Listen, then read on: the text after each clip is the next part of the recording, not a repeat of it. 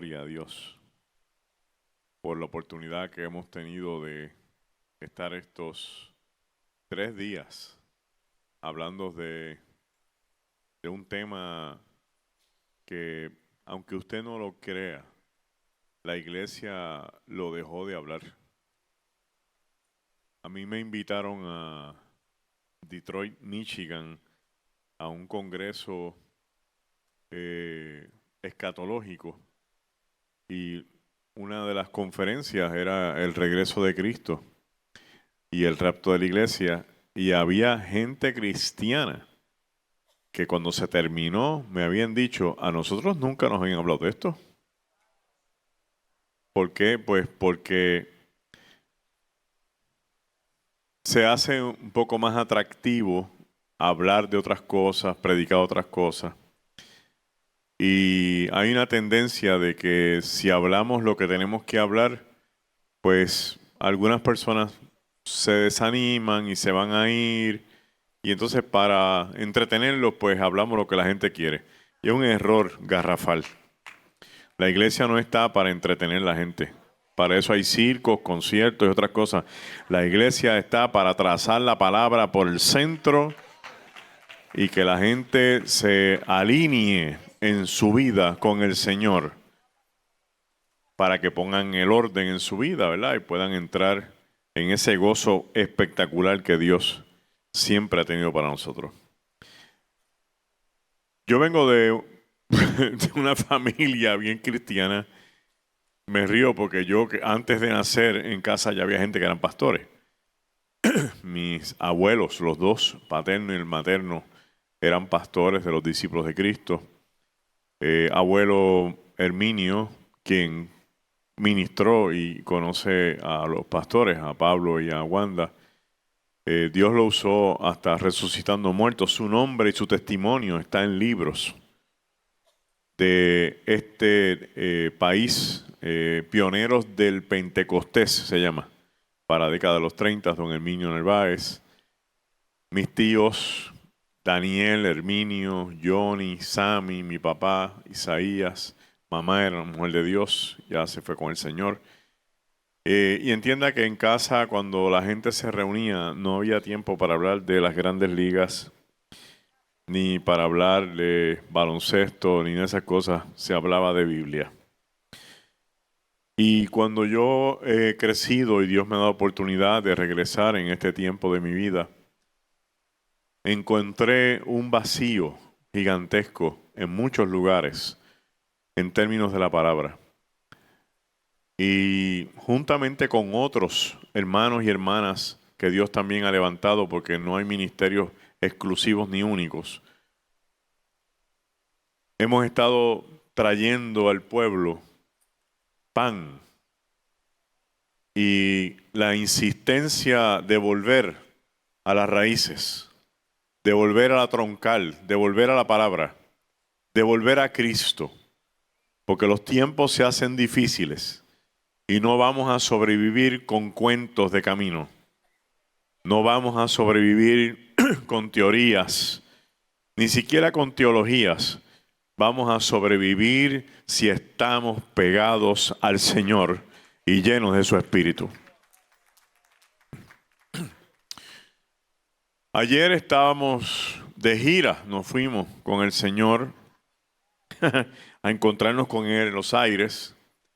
Pero mientras la iglesia se encuentra con Él en los aires, en la tierra entra un periodo difícil, un periodo conocido como la Gran Tribulación, compuesto por 7 años en los cuales se montará en el poder un anticristo, alguien contrario a Cristo, alguien opuesto a Cristo. Este tiempo comienza con una proclamación de paz y seguridad. Piense que el mundo ha sido sacudido con la desaparición de millones de personas. Hay incertidumbre, hay crisis. Alguien tiene que venir a establecer paz, seguridad, una nueva forma de gobernar, un nuevo estilo. Pero juntamente con él y con su movimiento se queda gente en la tierra que una vez creyeron en el Evangelio, que estuvieron con nosotros, que se fueron como hijos pródigos, otros que se convirtieron en apóstatas, otros que se convirtieron en enemigos de la iglesia, que saben lo que está pasando. Y es bien triste quedar atrapado en una situación con conciencia, con conocimiento. Es bien triste quedar en una situación sabiendo lo que viene de camino y reconociendo que aunque estén hablando mentiras sobre lo que le pasó a la iglesia, ellos saben lo que pasó con la iglesia. Así que lo primero que se va a establecer debe ser una campaña mundial para eliminar todo vestigio, rastro o cualquier elemento residual de lo conocido como cristianismo. De igual forma, cualquier religión mundial debe desaparecer, pues el anticristo no va a permitir ninguna religión que no sea la de que le adoren a él. Por eso Apocalipsis decía que él hará que los seres humanos de la tierra le adoren.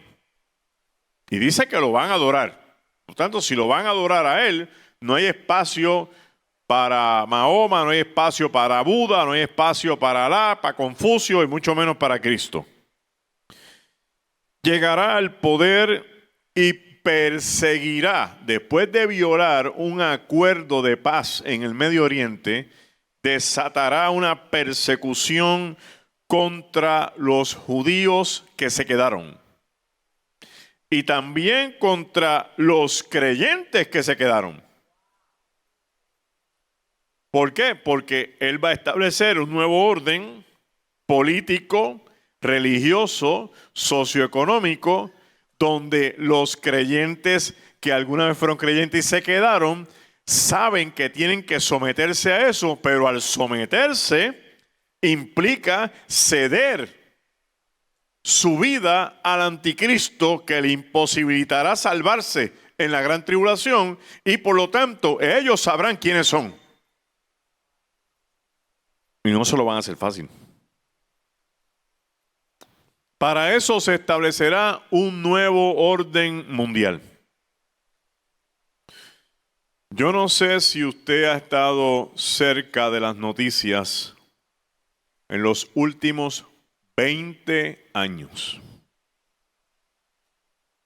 Porque hay gente que le gusta hablar de estas cosas, pero no se documentan, no leen, no van guardando y tomando nota. Los últimos 20 años, una de las frases más repetidas por gobernantes, dictadores, primeros ministros, presidentes y papas ha sido establecer un nuevo orden mundial. Esto no es nuevo. Uno de los primeros órdenes mundiales más efectivos se estableció después de la Primera Guerra Mundial. En 1920, Inglaterra y Francia le ganan a Alemania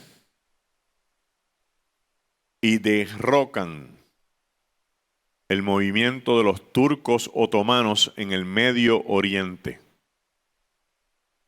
Y deciden construir un nuevo Medio Oriente. El Medio Oriente que usted ve hoy es una construcción geopolítica de Francia y de Inglaterra.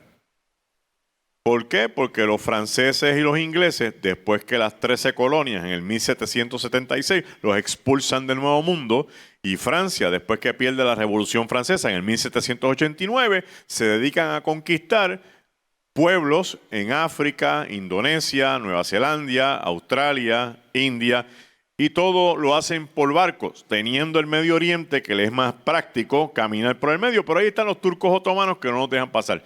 Ganan en la Primera Guerra Mundial y reconstruyen el Medio Oriente, devolviéndole las tierras a los príncipes árabes que estaban subyugados a los turcos otomanos. De ahí viene el problema con el Estado de Israel, porque ahí vivían árabes que se llamaban a sí mismos palestinos. Y el concepto palestino no es un concepto de antes de Cristo. El concepto palestino es un concepto que nace en el 132 después de Cristo con un emperador llamado Adriano, que por humillar a los judíos le puso a la región Filistium, a Judea. Filistium, porque él quería construir una capital romana llamada Ilia Capitolina, pero como le pusieron resistencia en una segunda guerra judeo-romana, dice, ustedes quieren hacerme la vida de cuadrito, pues yo los voy a humillar. ¿Cómo es que esta gente, qué es lo que esta gente más detesta en su vida? Que los comparen con los filisteos. Pues le vamos a poner esto Filistium. De Filistium pasó a Falastium, de ahí a Palestine, ahí a Palestina. Y obvio que los árabes que nacieron en la región se autollamaron a sí mismos palestinos. Son seres humanos, no son animales, no son abortivos, son seres humanos. Muchísima gente buena. Y en este proceso se montó un nuevo orden mundial porque Inglaterra y Francia ahora dominaban el Medio Oriente. Surgió el judaísmo, surgió el Islam, surgió la Liga de Países Árabes, surgió la Asociación Mundial de Países, que es el precedente de la Organización de las Naciones Unidas. Pero no duró mucho. Duró del 1920 hasta el 1939, cuando se monta en Alemania Adolfo Hitler. Y Adolfo Hitler decidió establecer un nuevo sistema político para Europa en 3 líneas. Una dictadura en España con Francisco Franco, un fascismo con Benito Mussolini en Italia y obviamente él con el nazismo. Tenemos el comunismo con Stalin en Rusia y el capitalismo democrático de los Estados Unidos de Norteamérica. Mire todo lo que había en el mundo. Se acaba la guerra en el 1945 y se quedan 2 estructuras políticas gobernando el mundo. El comunismo socialista de Rusia y la democracia capitalista norteamericana. Se fue el fascismo, se fue la dictadura española, se fue el nazismo y vino un nuevo orden mundial. Y ahora, ante el mundo, empezamos a desarrollar nuevas estructuras que van a tener la posibilidad y la capacidad de regir países.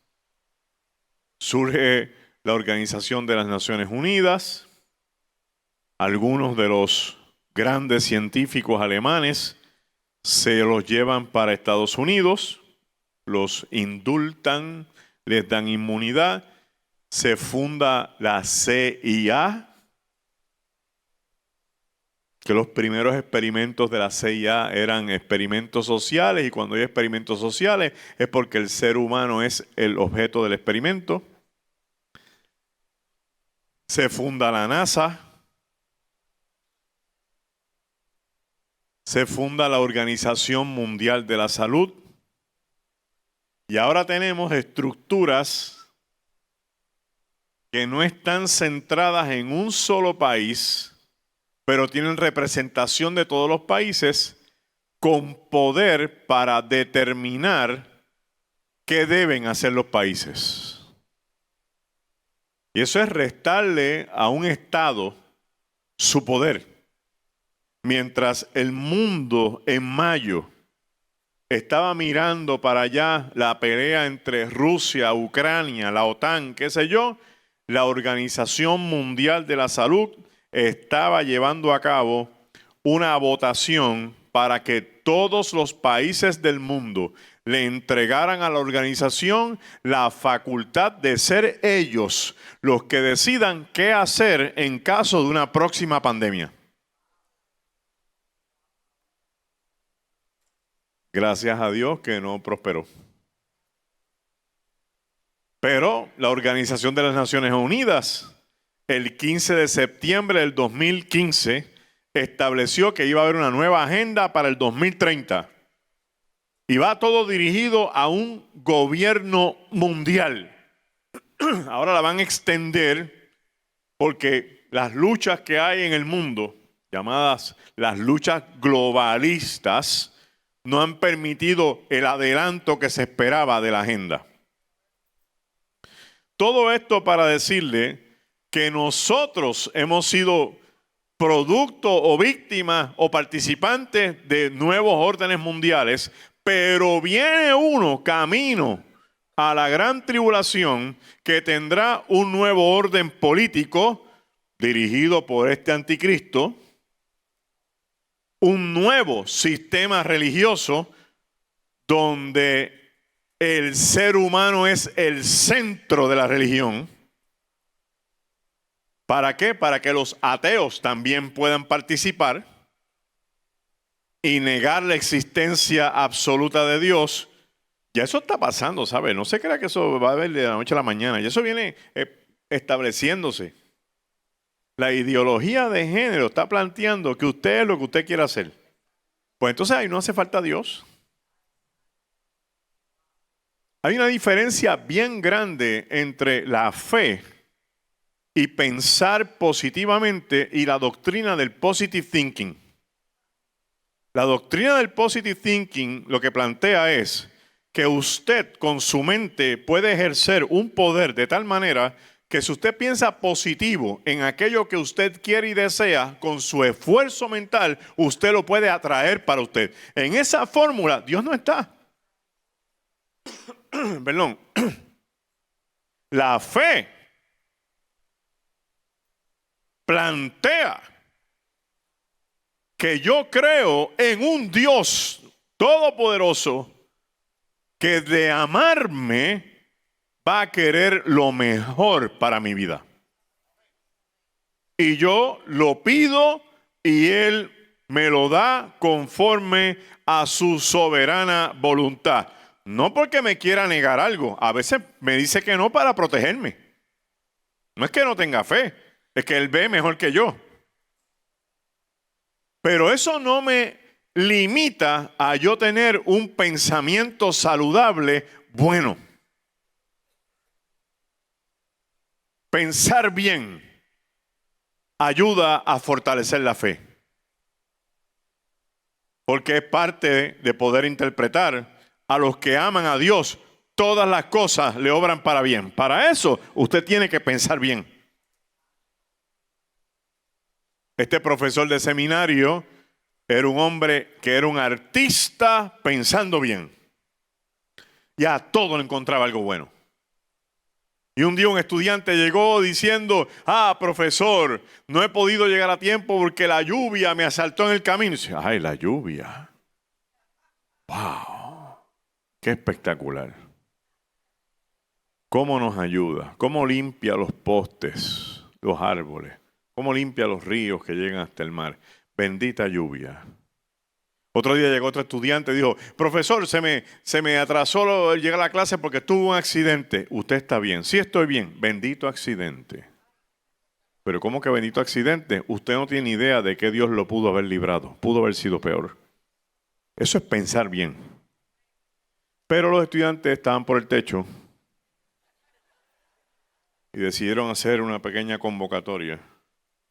Tiene que haber algo que este hombre no puede encontrar nada bueno. Y uno dijo, vamos a preguntarle por el diablo. Y fueron para allá. Esa es buena. Profesor, dígame, ¿qué usted piensa del diablo? Ah, el diablo. Qué trabajador incansable. Ciertamente para lo malo, pero no se cansa.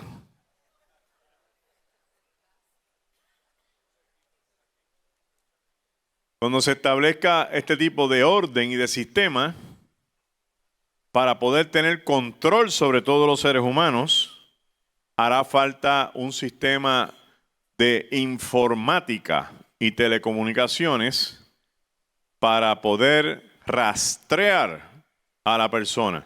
No solo van a mercadear así, le van a mercadear. Vamos a facilitarle la vida. En vez de andar con una cartera, con tantas tarjetas, con el plan médico, con la licencia, con lo que sea, vamos a desarrollar algún tipo de objeto que tú con escanear, qué sé yo, la mano o la frente, salga en una pantalla tu nombre, quién tú eres, tu tipo de sangre, tus enfermedades, los medicamentos que tú utilizas, las tarjetas de crédito, tu número de pasaporte, y vamos a facilitarle esto al mundo entero. Ya ese sistema está empezando a gestarse. Otras generaciones después de nosotros estarán sumidas a esto. Lo que pasa es que como el mundo no goza de un mismo nivel económico para todos los países, le va a ser difícil montarlo para que sea a nivel mundial, pero se buscará la forma de que así sea, porque así es la Agenda 2030 de las Naciones Unidas. De ahí vendrá el famosa marca del 666. Y el que no se marque, dice el texto prácticamente que no podrá ni vender, ni comprar, ni moverse, ni trasladarse a ningún sitio, porque no aparecerá, conforme a lo que yo pienso, dentro del sistema. Si usted quiere estar dentro del sistema, tiene que tener un número. Si no quiere el número, no puede estar en el sistema. Pero usted y yo no vamos a estar ahí. Yo solo estoy explicando porque ya mismo tengo que dar unas recomendaciones para gente nuestra que por cabezones y no arrepentirse se van a quedar. Y es triste. Es triste. El mundo se enfrentará a una gran crisis de calamidad, de agobio, de persecución, de sometimiento. Piense lo que estoy diciendo. El diablo va a gobernar la tierra. Piénselo por una vez y por siempre. Cuando Él le ofrece a Cristo los gobiernos del mundo, no le está ofreciendo la tierra porque la tierra es del Señor, pero le ofrece los gobiernos de gente que cede ante el poder, el control y las riquezas. Las tres avispas que más pican a toda la gente que está en posiciones de poder. Y es fácil controlar el mundo y que se rinda a sus pies. Y por lo tanto, un mundo gobernado por Él, lo que trae como consecuencia es la ira de Dios hacia la humanidad. La gran tribulación no es un estado o un periodo que Dios estableció porque sí. No es algo que Dios dijo algún día, un día de esto voy a empezar una gran tribulación y voy a desatar mi ira porque yo soy Dios y me tiene que respetar. No, es la consecuencia del pecado. Es la consecuencia de la maldad. Es la consecuencia de la corrupción del alma. Es la consecuencia de que los seres humanos le han querido dar la espalda a Dios. Es la consecuencia de la gente que no quiere ver el texto bíblico como una verdad sobre lo que es la naturaleza humana. Es la gente que quiere establecer que ellos son más grandes que Dios, que ellos son mejores que Dios. Es más, que Dios no existe y por lo tanto ellos son los dioses. Y esa es la fórmula donde Dios tira la raya. La Biblia tiene ejemplos. La Torre de Babel es uno de los mejores ejemplos de cómo los seres humanos, queriendo desafiar a Dios, llegan a un tope donde se encuentran con Él y Él los desalienta. El arca de Noé, el diluvio, no es otra cosa que el reto y el desafío de la maldad, que el Dios mismo dice, la maldad ha llegado hasta mí. Quiere decir que la maldad de la tierra ha subido y llega al trono de la presencia de Dios. Y es un estado donde la gente no tiene moral, no hay ética. No hay ningún tipo de respeto. Y nosotros estamos empezando a ver esto gravemente. De gente que comete faltas y no se arrepienten. A mí cada vez que alguien me dice, fulano de tal, sí, pero él está en restauración. Pues no puede estar predicando. Tiene que sentarse. Tiene que sentarse para que se restaure bien. Y escuchar palabras y tener un pastor que le dé seguimiento y reportarse. Se llama accountability. No se extrañe que yo que estoy diciéndole eso hoy viernes, mañana recibo un texto de la pastora Elizabeth Guidini. Mi querido Magdiel, dime qué día de la semana vamos a almorzar. Y en ese almuerzo semanal nos ponemos al día. Porque usted tiene que tener a alguien a quien reportarse, porque la carne humana es tan peligrosa que usted mismo se puede traicionar. La gente, cuando yo estuve en mi peor tiempo, yo me senté. Le dije, pastora, me tengo que sentar. Me dice, ¿por qué? Porque no puedo predicar. Estoy manchando el altar. Pero eso como que ya no se ve, como que no importa, todo el mundo lo hace. No y no. El altar se respeta. La iglesia se respeta. Los otros ministros se respetan. Y el que se humilla, Dios lo levanta y lo restaura, porque está buscando sanar lo que está crítico dentro de ese ser humano. No te va a doler, te va a ir bien. Este mundo va a sufrir gravemente y está desde el capítulo 6 de Apocalipsis hasta el 19. 13 capítulos de crisis. De la ira de Dios desatada en 3 líneas. Una línea donde le permite al anticristo que su propia maldad le haga daño a la misma gente de él. Ahí salen los jinetes corriendo.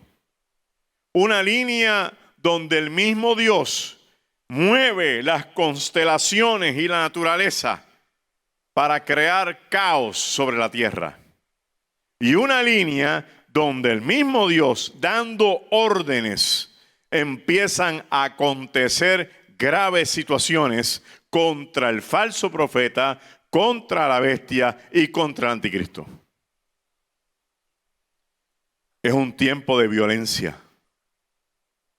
Si usted lee nada más y solamente los 4 jinetes, eso es suficiente.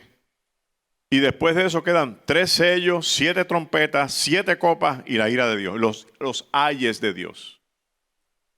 Apocalipsis 6, verso 1, habla de este jinete que viene cabalgando un caballo blanco, que mucha gente pensaba que es Cristo. Cristo no, este es uno que es imitador para engañar, porque te quiere acabar con todo lo que hay, el residuo de lo que queda de Cristo, para establecer confusión teológica y que la gente rinda culto al anticristo.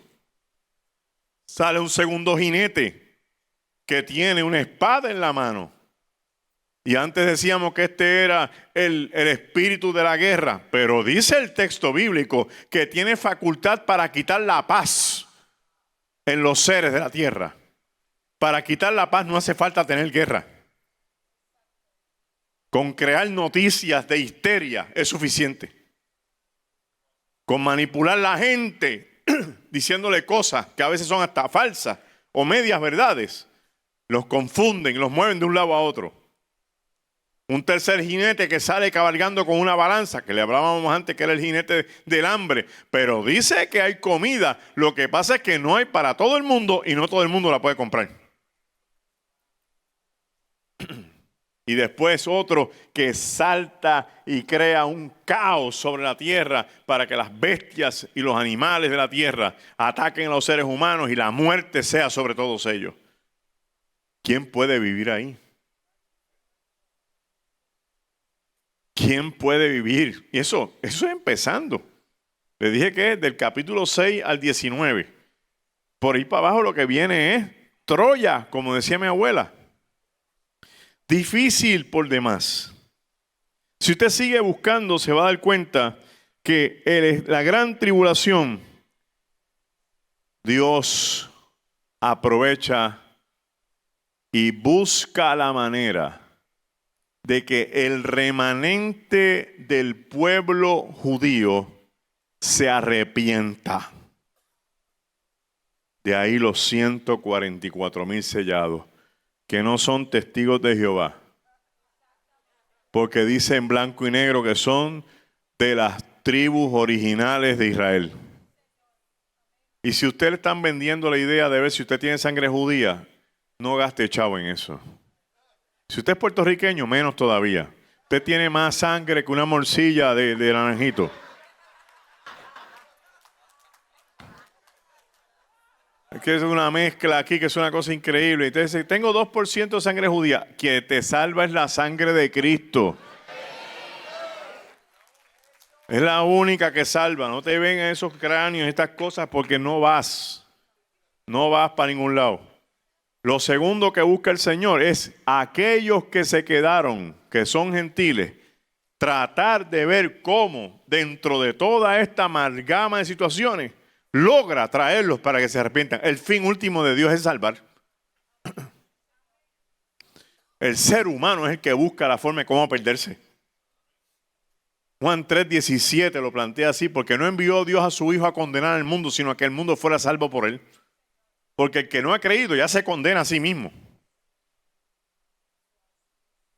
Busca el Señor en la gran tribulación, dejar que el enemigo gaste todos sus cartuchos para someterlo por una vez y por siempre y destruirlo. Busca el Señor al final de la gran tribulación establecer el reino de Israel como se prometió para que pueda tener la gloria davídica que le prometió a su pueblo. Dios no falla a sus promesas. Si Él prometió eso, va a pasar. Por lo tanto, toda esta tribulación tiene que suceder. Marcos 13:19. Para que tengan una idea del tiempo que estamos hablando.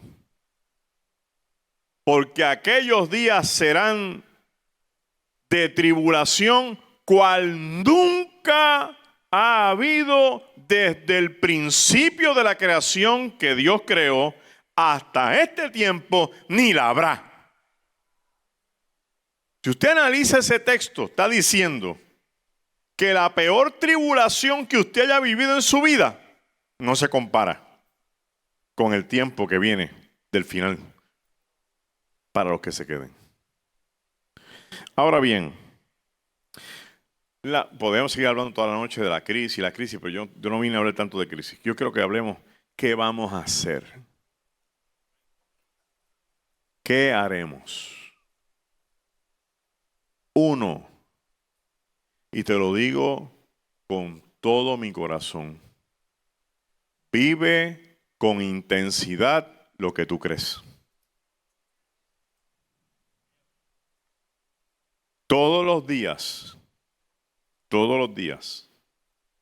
todo creyente tiene una guerra que vencer. Y es una guerra bien simple. Si yo voy a hacer lo que yo digo que creo. Eso se llama integridad. Si yo tengo en mis manos un billete de $20 y lo levanto, ese billete allá arriba vale $20. Si lo pongo en el piso, vale $20. Si me le paro encima, vale $20. Si lo agarro con la mano y le espacharro, vale $20. Si lo tiro a la basura, sigue valiendo $20. Si lo parto por la mitad, no vale nada. ¿Por qué? Porque perdió su integridad. Integridad te define a ti como un creyente que pone su testimonio juntamente donde pone su palabra. Y no importa que estés en el piso, vales lo mismo. Si estás alto, vales lo mismo. Si te tiran para el lado, vales lo mismo.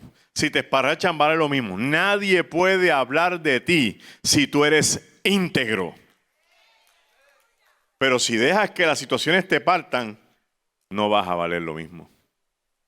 La única forma de poder hablar con los nuestros y establecer una semilla profunda, aunque no volvamos a hablar, es que vean en nosotros que yo practico lo que creo, que yo vivo lo que creo, que yo hablo lo que creo, que yo comparto lo que creo.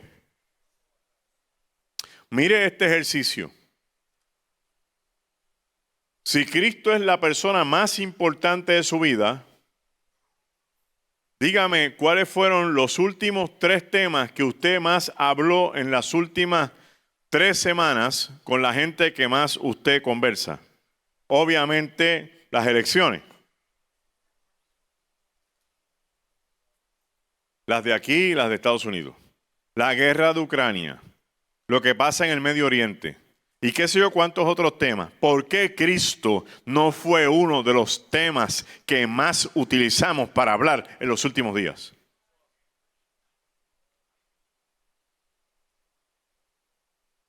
Yo subo del barrio Cibuco de Corozal todas las mañanas y en el desvío, a mano derecha, hay un kiosquito de fritura que no tiene precio. Últimamente está dejando de ir porque está aumentando de peso. Los sorullos son buenos, pero los rellenos de papa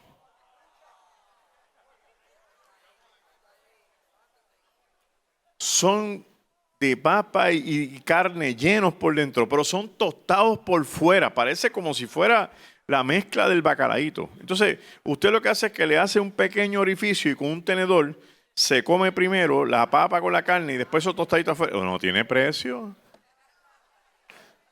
Yo sé que se llama Tacos Joan. No los conozco. He hablado con ellos 2 o 3 veces. Llego allí. El café es bueno. Pregúnteme cuánto me pagan por este anuncio que estoy haciendo de usted. No me están pagando nada porque yo lo estoy diciendo porque es bien bueno. Si el evangelio es bueno contigo, ¿por qué no lo estás compartiendo? Si el evangelio ha transformado tu vida, ¿por qué no le dices a la gente lo bueno que es el evangelio? La persona que me recorta a mí viene a esta iglesia.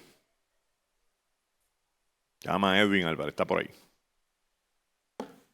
¿Dónde está Edwin? Yo lo vi. Yo lo vi.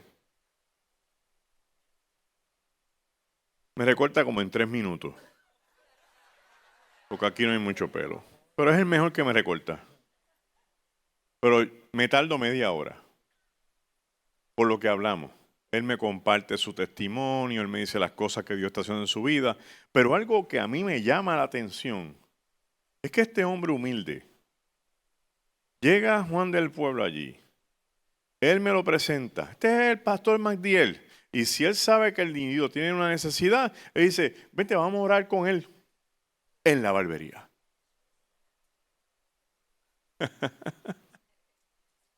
Y hay otra gente que no se atreven a decir que vienen a la senda.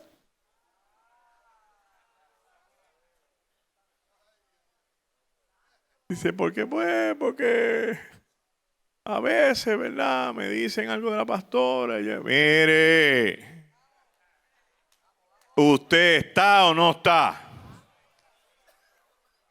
No coquetee con aguas tibias, que eso es peligrosísimo. Firme en el Señor. Punto 1, vive lo que crees. Comparte lo que Dios te ha dado.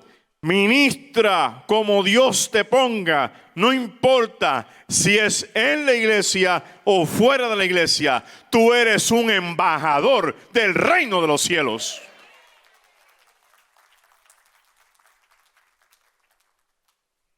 Dos, pon a tu familia en perspectiva. Tienes que sentarte con tu familia. No, que mi hijo es ateo, que mi hijo no cree. A mí no me interesa las excusas que te están pasando por la cabeza. Haz una convocatoria familiar, aunque sea una vez en tu vida. Invítalo a comerse el lechón el 24 y ponle toda la mesa.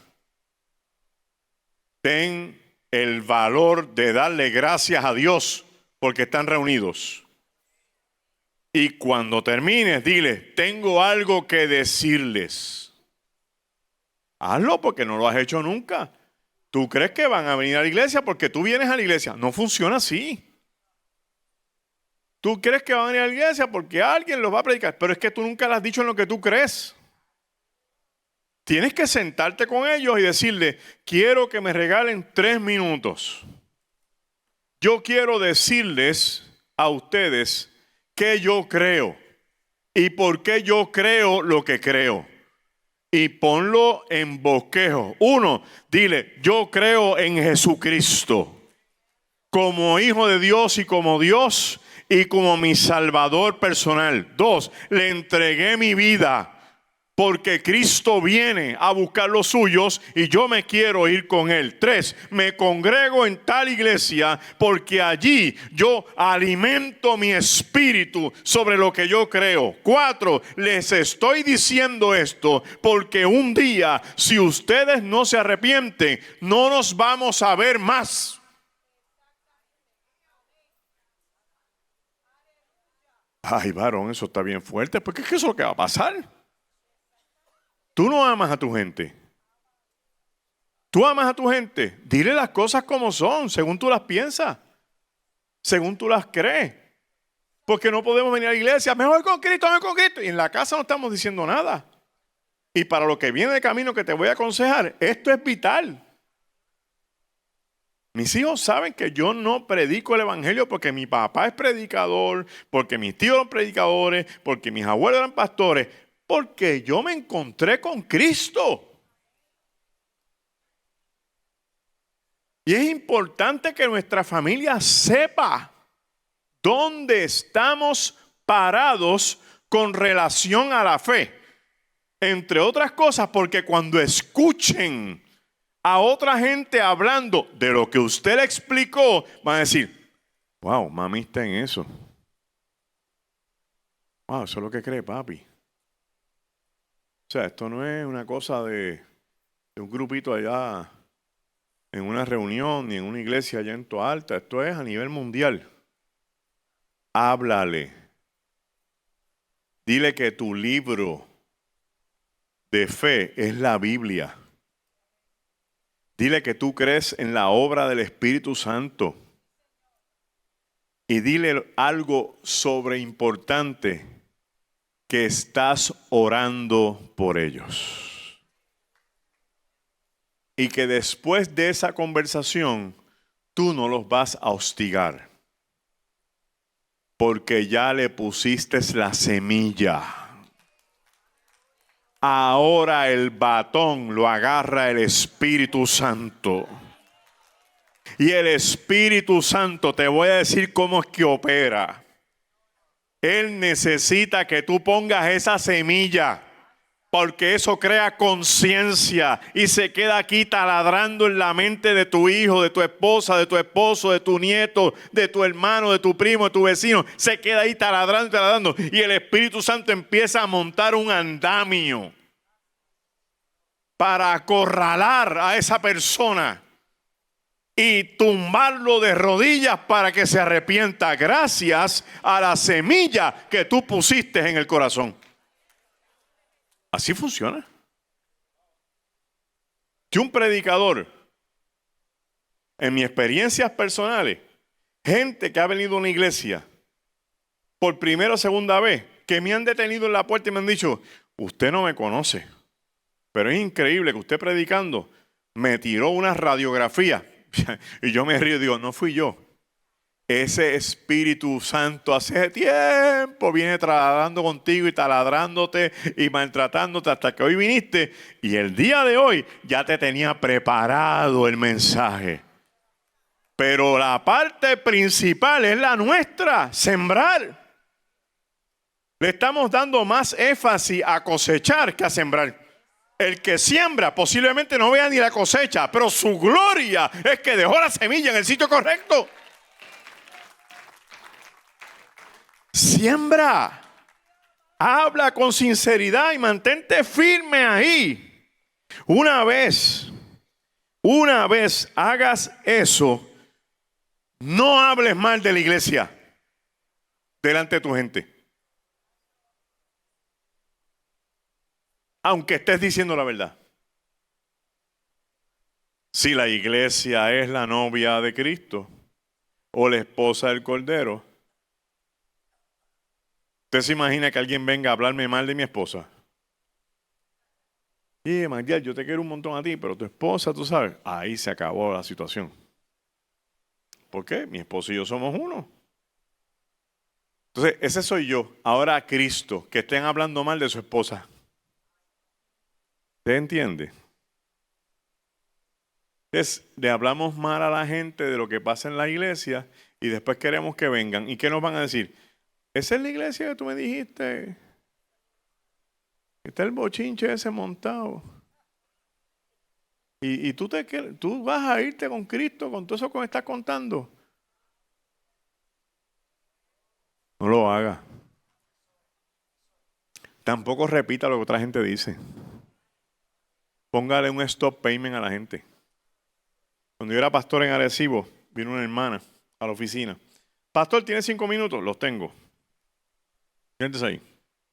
Mire, yo vengo a decirle que la hermana fulana de tal está hablando de usted porque usted quedó mal y que hace otras cosas y dijo esto y aquello y lo otro y tan. ¿Ah, sí? Sí. Es un momento. A la secretaria. Fulana, sí, pastor. Consígame a la hermana Mengana que está allí en el culto. Pastor, ¿qué usted hace? Va a traerla porque usted me está hablando un chisme de ella. ¿Qué haría aquí la cosa? Ah, no, pastor, pero era para... No. Aquí vamos a matar eso aquí.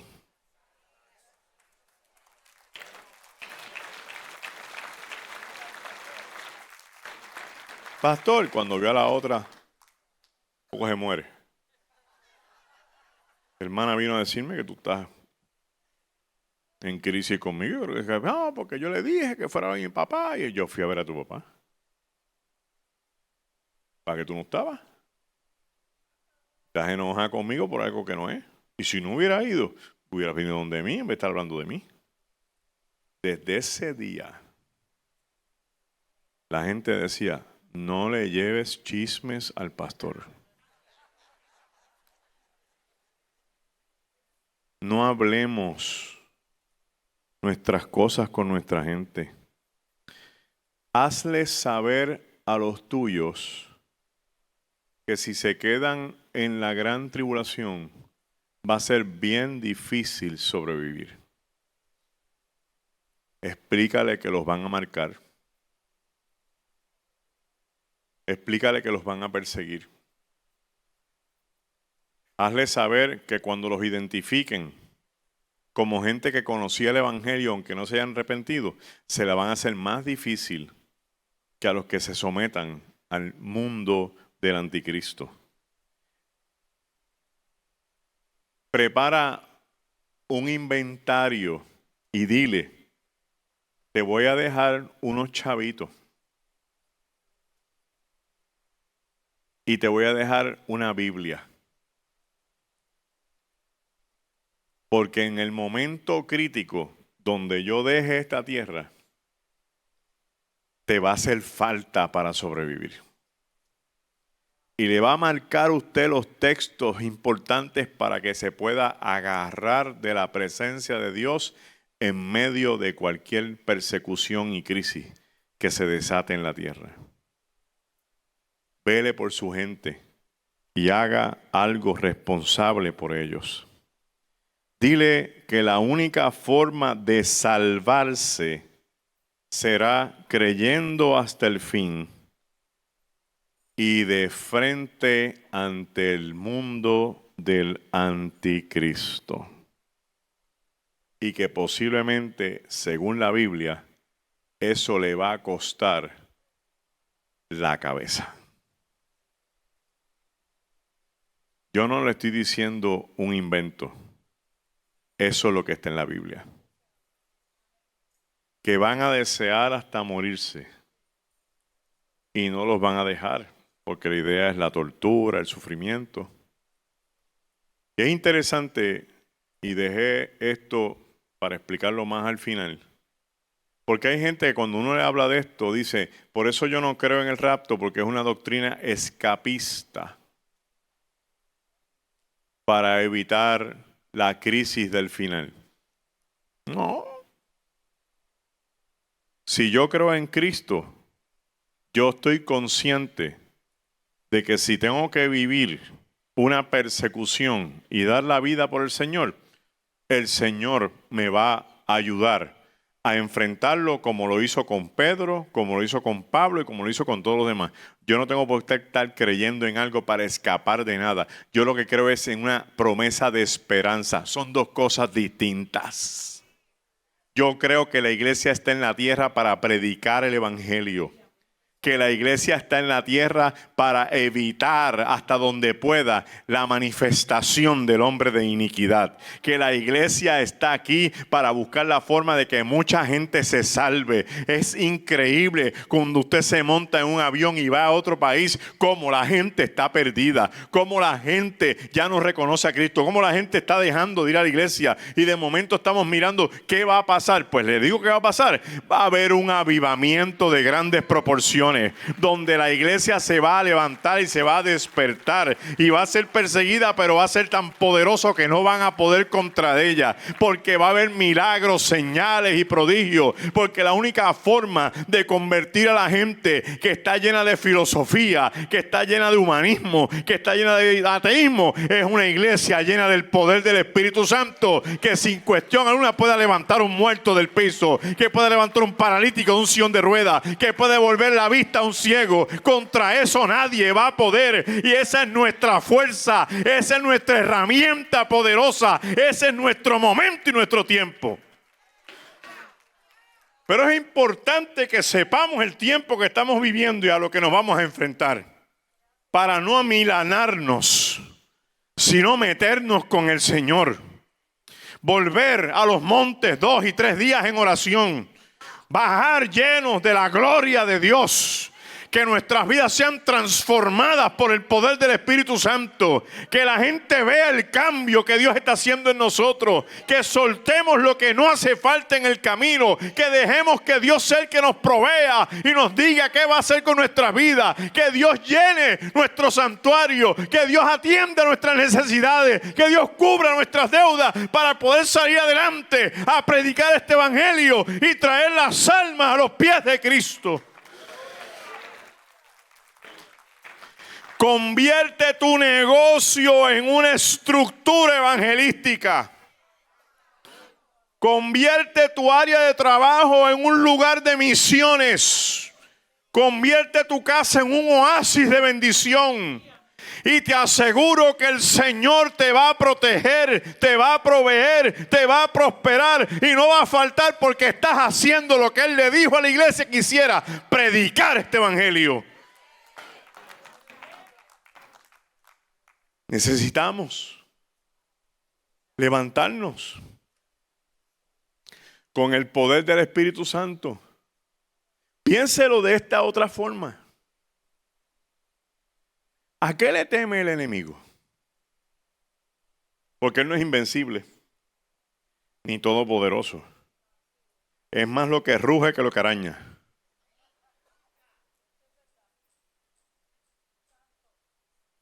a un creyente lleno del poder de Dios y con un nuevo cántico en la boca,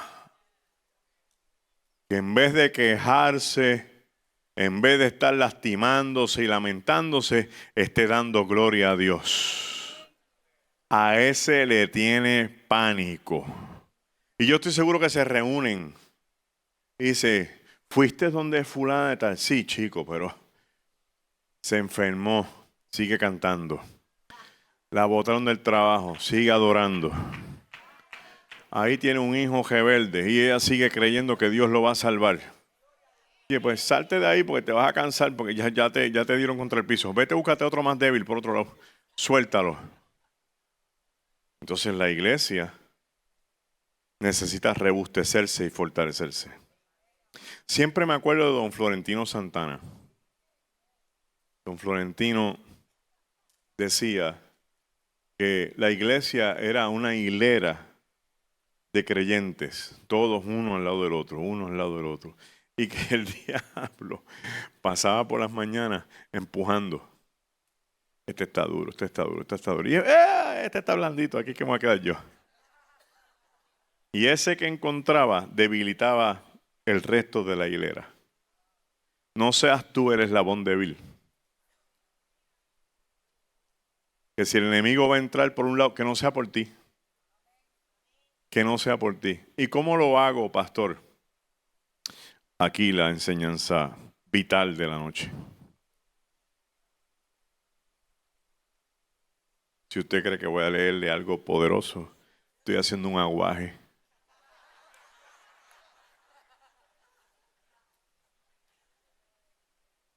Ore. Pero ore. Ore de verdad. Ore. Pues que yo oro. ¿Qué oración es? Vamos a ver si es verdad. Yo una vez fui a Egipto. Un amigo allá que se llama Mohamed. La mayoría se llaman Mohamed. Amit. Le digo, Mohamed, tengo una curiosidad. Cuando ustedes van a la mezquita a orar, ¿qué ustedes oran? Me dice, nosotros tiramos, ellos le dicen la carpeta en vez de la alfombra, la carpeta, del inglés carpet. Nos arrodillamos y empezamos. Alá es uno, Alá es grande, Alá es misericordioso, Alá es bueno, Alá suple, Alá es bondad. Y dije, para. Y si estoy enfermo, Alá lo sabe. Y si necesito dinero, Alá también lo sabe. ¿Y tú no se lo pides? No, porque ¿por qué le voy a pedir para algo que él sabe?